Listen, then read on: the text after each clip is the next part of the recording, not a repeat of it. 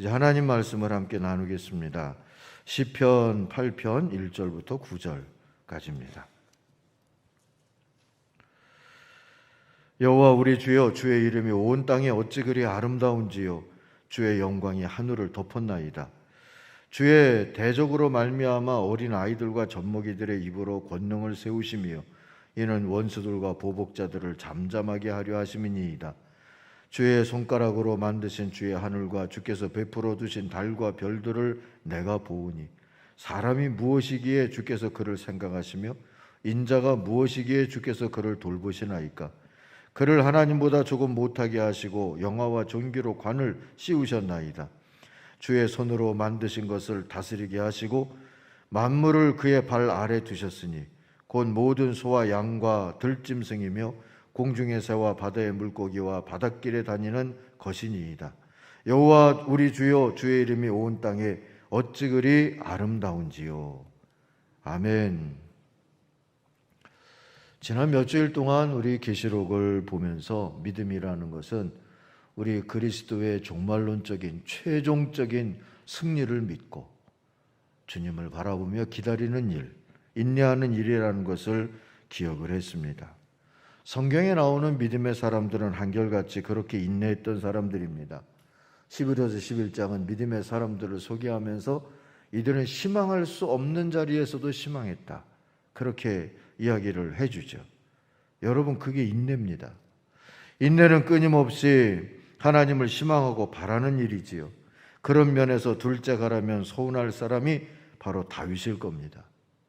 다윗은 평생 하나님을 바라며 희망하는 걸로 하나님의 기쁨이 되었던 사람입니다. 다윗이 하나님을 바라고 희망한 방법이 여러 가지지만 따져보면 하나입니다. 무엇을 통해서든지, 그게 사람이든 사건이든 말씀이든 공동체든, 그것들을 통해서 하나님을 바라보는 일을 했어요. 그렇게 해서 하나님의 마음을 느꼈고요, 하나님을 알았고요, 그러다 보니 자신도 알게 됐고 참회했고 감사했고 탄원했고 또 찬송을 했습니다. 그렇게 알게 된 하나님의 뜻에 순종하면서 하나님과 동행했습니다. 하나님을 묵상하는 삶을 사는 거죠. 하나님을 아는 삶을 산 겁니다. 하나님을 사랑하는 삶을 산 겁니다. 그런 다윗을 보면서 하나님은 내 마음에 합한 사람이구나 하는 칭찬의 증거를 남겨주셨어요. 오늘 우리가 읽은 시편 8편은 그런 다윗이 남긴 조금은 특별한 시입니다. 그의 묵상의 시작이 자연 속에서 시작되었다는 점에서 그렇습니다. 다윗은 자연을 바라보며 하나님을 생각하기 시작했다 하죠. 사랑에 빠진 사람들이 그렇잖아요.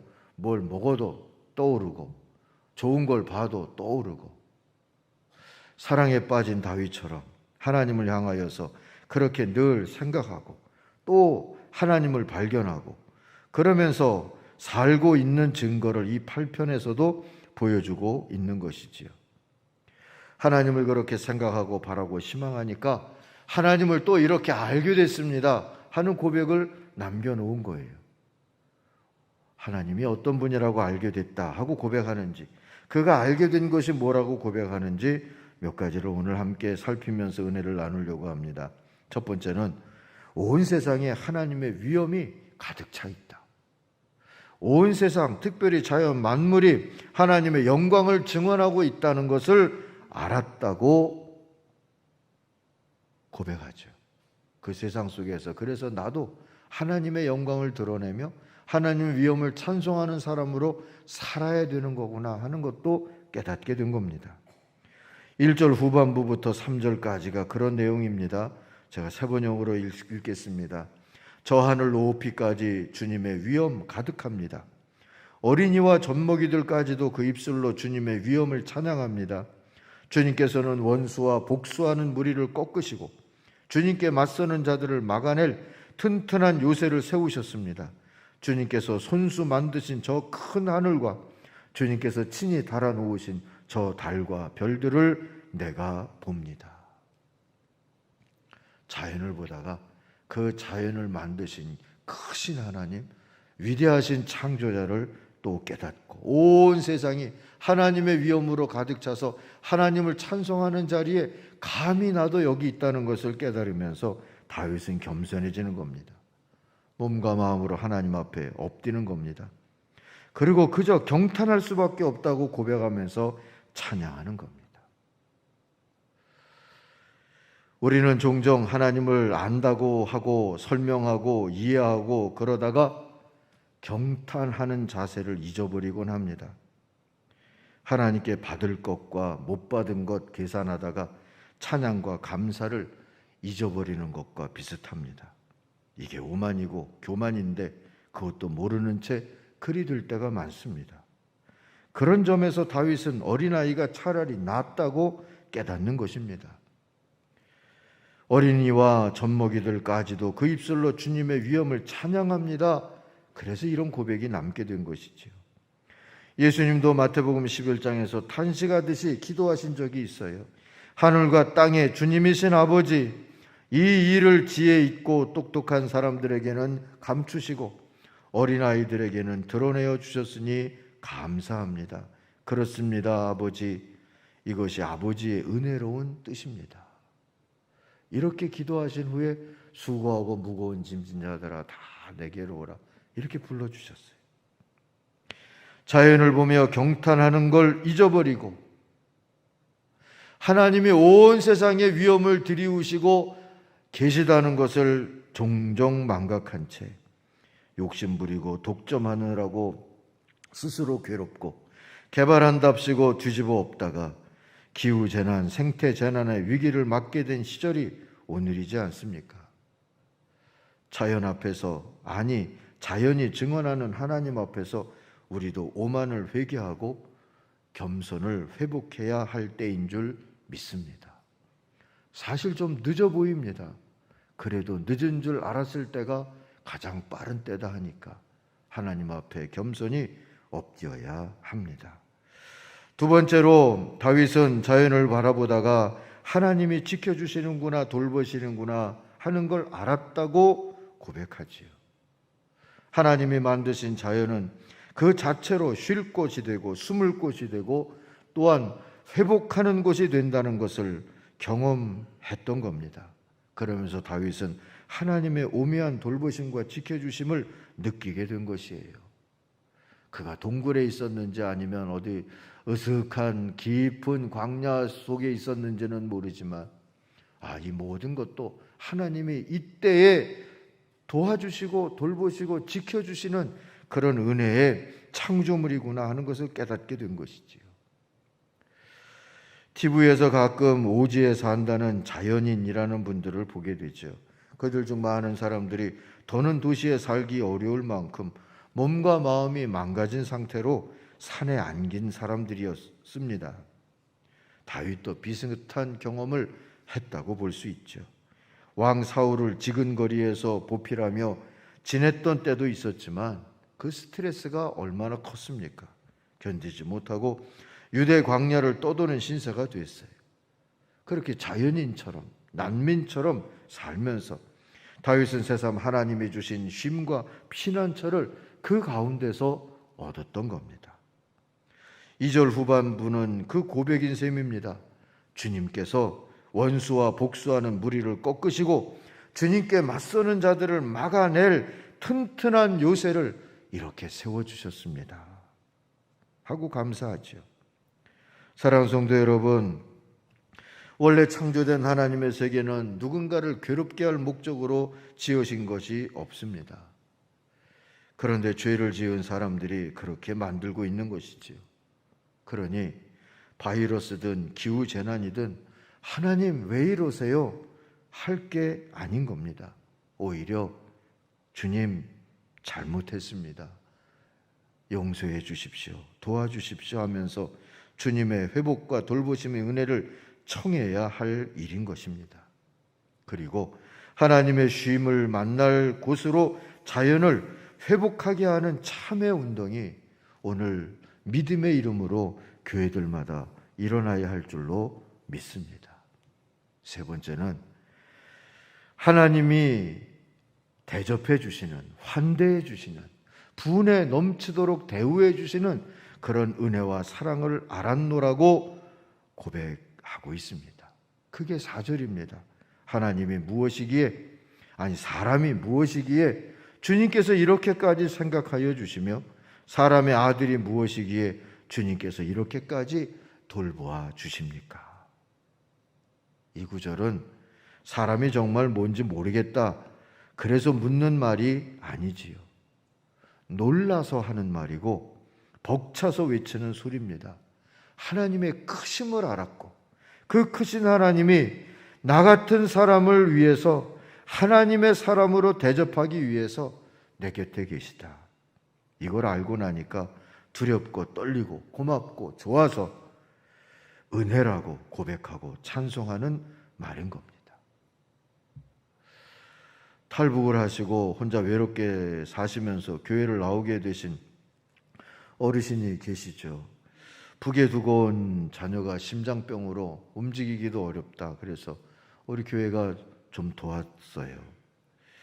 그 이모님인가 하는 분이 중국에 사는데 그걸 가지고 들어갔다가 왔답니다. 그래서 수술도 받고 잘 됐다 그래요. 이 어르신이 교회가 도와준 걸 감사하면서 이 4절의 다윗처럼 얘기를 하시더라고요. 우리가 뭐라고 북에 둔 아이까지 도와주십니까? 우리가 뭔데? 하고요. 다윗이 하나님 앞에서 가졌던 느낌도 그런 느낌과 비슷하다 싶어요. 저도 요즘 달라진 교회 환경과 비전센터를 둘러보면서 다윗처럼 고백할 때가 있어요. 우리가 뭔데? 제가 뭔데? 이 어려운 때에 하나님 이런 역사를 할 수 있게 해주셨습니까? 이제 이후로 또 하나님의 일을 하기 위한 소망을 갖게 해주셨습니까? 그러면서 감사하죠. 한동안은 누군가가 물어주기를 바라면서요, 이거 빚도 없이 다 졌다, 이런 소리를 했어요. 자랑하듯이. 근데 어느 순간부터 제가 그렇게 얘기합니다. 하나님이 다 하셨어. 하나님의 사랑과 하나님의 은혜를 받았어 하고 말하기 시작했어요. 그렇게 말하니까 제 마음이 훨씬 더 좋아요. 여러분도 좋은 일을 만나면 하나님이 분에 넘치게 환대해 주신 것이다 깨달으면서 이거 다 주님의 사랑이고 주님의 은혜입니다, 이렇게 고백하며 사실 수 있기를 바랍니다. 그 마음이 주신 하나님이 주시는 새로운 평강과 천국의 은혜가 임할 줄 믿습니다. 네 번째로 다윗은 우리가 하나님의 비전의 동반자여 동력자라는 것을 알게 됐노라고 고백을 하죠. 5절 이하의 말씀입니다. 5절을 공동번역으로 읽어드립니다. 그를 하나님 다음 가는 자리에 앉히시고, 하나님보다 조금 못하게 하시고를 이렇게 번역해 놓은 거죠. 하나님 다음 가는 자리에 앉히시고 존귀와 영광의 관을 씌우셨습니다.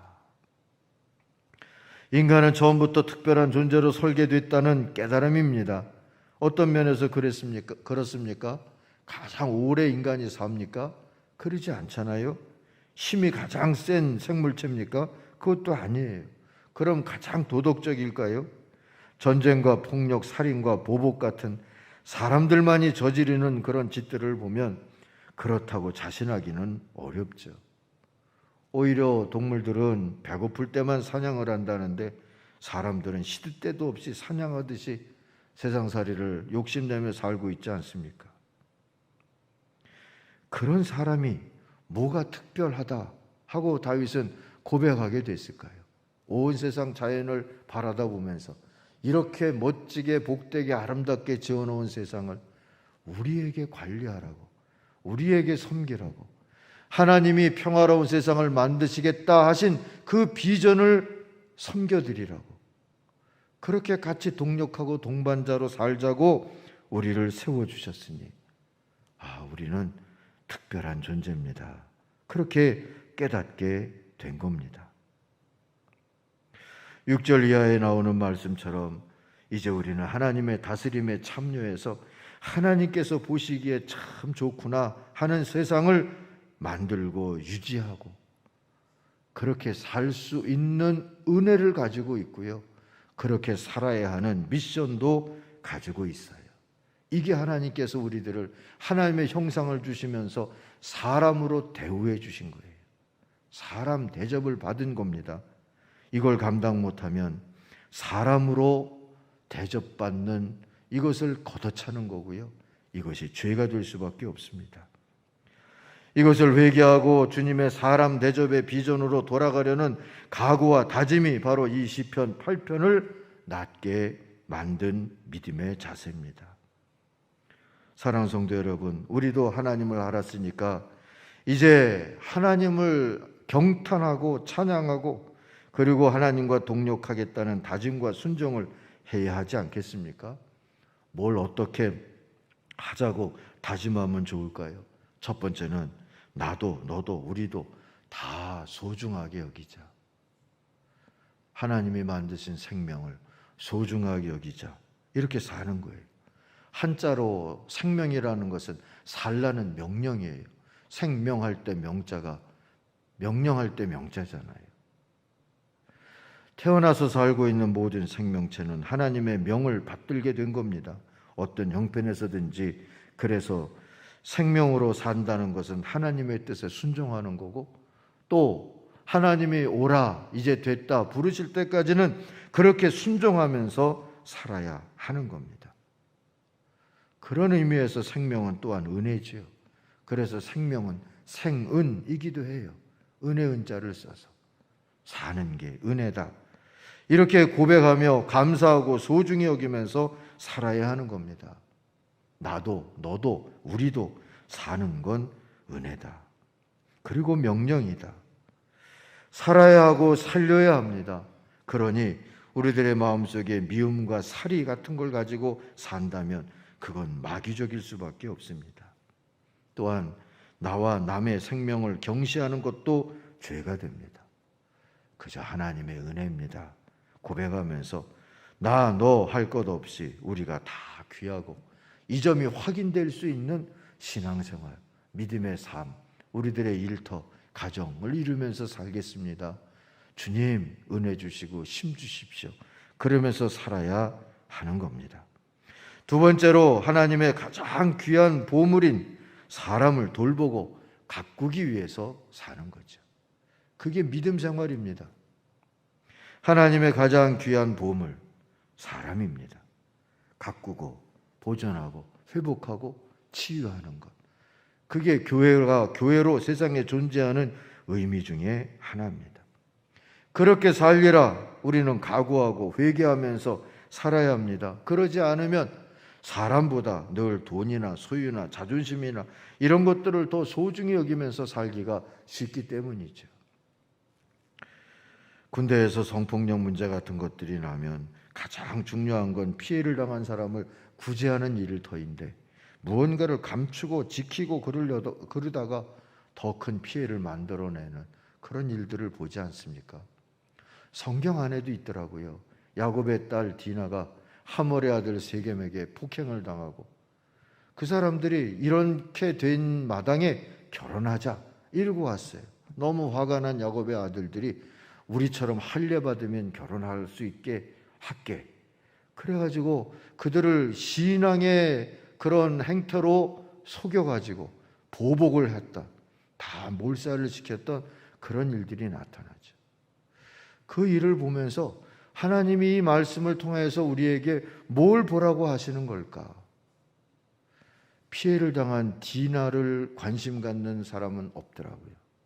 출발이 거기서 일어나야 되지 않겠어요? 이 귀한 딸 디나가 피해를 봤으니까, 고난을 당했으니까, 아픔을 입었으니까 어떻게 치료하면 좋을까?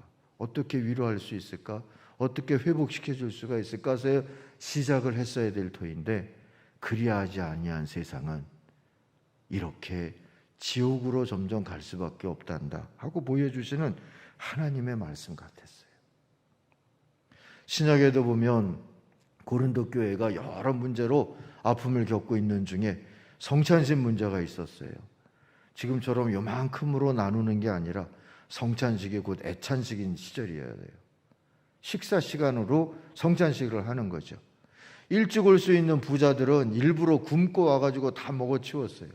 근데 일터에서 와야 되는 가난한 사람들은 늦게 도착해서 보면 먹을 게 없었어요. 그 성찬의 의미가 우리는 주 안에서 하나입니다. 먹고 마시면서 고백하는 일인데 그게 고백이 안 되는 거예요. 성찬이 빈부격찬이 돼버리고 말았어요. 신앙의 이름으로도 신앙의 프로그램으로도 이렇게 반그리스도적인 일들이 얼마든지 일어날 수 있구나 하는 것을 교회가, 고린도 교회가 우리들한테 보여주었어요. 사랑하는 성도 여러분, 사람이 귀하다고 우리가 계속 하나님 앞에서 고백하고 사람이 귀한 것을 귀하다고 말할 수 있도록 우리들이 섬기고 살피고 돌보며 가꾸며 살겠습니다 하면서 살지 아니하면 우리도 자꾸 그렇게 될 가능성이 없지 않아 있어요. 그래서 늘 돌아보며 참여하며 우리 자신들을 회복하기 위하여서 애쓰는 자세가 필요한 것이지요. 금덩이가 진열돼 있으면 귀하고 거적대기 있으면 천합니까? 똑같아요. 사람도 마찬가지 아니겠습니까? 제가 어려서 한번 동전을 삼킨 적이 있어요. 저희 집에 할머니 같은 고모님이 계셨는데 제가 뒤를 볼 때마다 맨날 뒤적거리면서 그걸 기다렸다가 드디어 나와가지고 그걸 씻어서 저를 사탕을 사주셨어요. 지금도 그 느낌이 있어요. 이거 먹어야 되나 말아야 되나 하는 그런 생각. 그때 우리 고모님이 하신 말씀이 돈은 돈이고 사탕은 사탕이지 그러셨어요. 돈은 돈이고 금은 금이고 사람은 사람이죠. 사람이 사람으로 귀하도록 돈도 닦아내면 되는 거고 금도 닦아내면 금인 거잖아요. 사람도 그렇게 가꾸면서 살아가는 그 모습이 신앙생활의 의미이다. 우리가 다음 세대를 키우는 의미이다. 우리가 서로 사랑하며 사는 의미이다. 그렇게 우리들이 깨달으며 살아야 하는 겁니다. 옆에 앉아있는 사람을 한번 이렇게 보세요. 주님이 그분을 위해서 죽으셨어요. 지금도 그분을 생각하고 계시고 사랑하고 계시고 그리고 함께하고 싶어 하세요. 돈보다 금보다 더 귀한 존재 사람이에요. 가난하든 부하든 배웠든 못 배웠든 늙었든 젊었든 똑똑하든 아니든 직분을 가졌든 방문자든 하나님께 귀한 보물이에요. 우리가 정중하게 서로를 한번 바라보며 다시 인사하십시다. 우리 하나님의 보물을 뵙습니다 하고요. 여러분, 우리가 그런 마음으로 서로 만나고 그런 마음으로 서로 또 섬기고, 그게 가정이면 거기가 천국이고 그게 교회면 거기가 천국이고 그게 일터면 하나님의 나라가 거기 임하는 귀한 역사가 이루어질 줄로 믿습니다. 세 번째로 사람을 사람 대접하는 게 곧 환대하는 게 전도고 선교라는 것을 기억하십시다. 주님이 어린아이에게도 보여주신, 어린아이에게 알게 하신 하나님께 감사 기도하면서 하셨던 말씀이라고 그랬잖아요. 수고하고 무거운 짐진 자들아 다 내게로 오라 내가 너희를 쉬게 하리라. 이 다의 은혜가 되지 않습니까? 수고하고 무거운 짐진 자들아 다 내게로 오라. 전도와 선교는 그 다를 이루는 거예요. 자신이 하나님께 얼마나 귀한 존재인지를 알 수 있고 그것을 감사할 수 있도록 복음을 전하기 위해서 그가 누구든 그들에게 가고 전하고 양보하고 비켜주며 사는 겁니다. 달리 말하면 사람 대접해 주는 거지요. 수고하고 무거운 짐진 사람들 누구나에게 열려 있고 누구나에게 가는 교회가 되도록 늘 깨어 있고 참여하며 애써야 합니다. 그게 선교고 그게 전도이기 때문이죠. 이번에 중건 검사를 받기 위해서 보완한 것 중에 장애인 관련이 많았어요. 문짝도 좀 키워야 될 방들도 있었고요. 불의한 사고가 되면 뭐 소리도 나야 되고 빛도 나야 되고 그게 제대로 다 되어 있는지를 살펴야 되고 뭐 그런 게 있더라고요. 나름 어린이, 장애인, 어르신, 이웃들 위해서 배려한다고 했는데도 부족한 게 있었던 겁니다. 그러면서 새삼 떠오르는 장면이 하나 있었어요. 제가 비행기를 타고 처음으로 멀리 간 나라가 독일이었는데요. 그 작은 도시에서 보았던 버스 정류장에 이 기다리는 줄이었어요. 줄 서 있는 것도 그때는 제 눈에 특별하게 보였는데, 이 줄이 한 번씩 무너지는지 언제 무너지냐 하면 장애인이 와서 이렇게 서면 이 줄이 흩어지고 그 장애인 뒤에 다시 서요. 유모차를 가지고 있는 젊은 엄마가 와서 서면 줄이 섰다가도 그 엄마 뒤로 다시 줄이 세워지는 거예요. 제가 버스 안 타고 한참 쳐다봤어요. 배려라는 거, 대접이라는 거, 환대라는 게 그런 거다 하는 것을 배울 수 있었던 자리입니다. 너로부터, 너 먼저, 이게 이루어져야 그게 배려고 그게 환대가 되는 거 아니겠습니까? 하나님 안에서 십자가 말고는, 십자가는 나부터 지는 거죠. 그러나 다른 모든 것은 다 너부터, 너로부터 그렇게 될 때 그게 선교적이다, 이렇게 말할 수가 있는 겁니다. 교회는 만민이 기도하는 집이다 하셨어요. 만민이 오게 만드는 게 선교고 전도인 것이지요. 누구든 와서 하나님 앞에서 하나님을 배울 수 있는 자리를 만들기 위해서 우리가 뭘 비켜야 될지, 뭘 내려놓아야 될지, 뭘 깨달아야 될지, 뭘 참아야 될지를 생각하면서 살아갈 때 하나님이, 전도와 선교는 하나님이 하시는 거예요. 욥은 인간을 말하면서 벌거숭이로 왔다가 벌거숭이로 돌아가는 존재라는 얘기를 했어요. 벌거숭이로 왔다가 벌거숭이로 가요. 이 사이가 인생이죠. 이 사이 시간을 살다가 보면 옷도 달라질 수 있고, 지식도 달라질 수가 있고, 환경도 달라질 수가 있고, 생각하는 것도 달라질 수 있지만 결국 벌거숭이로 왔다 벌거숭이로 가는 건 달라지지 않아요. 그러므로 이 사이 시간을 살면서 빈부건 성이건 사상이건 피부색이건 언어건 종파든 여러분, 사람을 향한 사람 대우, 그 자비를 포기하는 것은 반기독교적이고 비선교적이고 때로는 적그리스도적이기까지 하다는 걸 우리들이 두렵고 떨림으로 기억해야 합니다.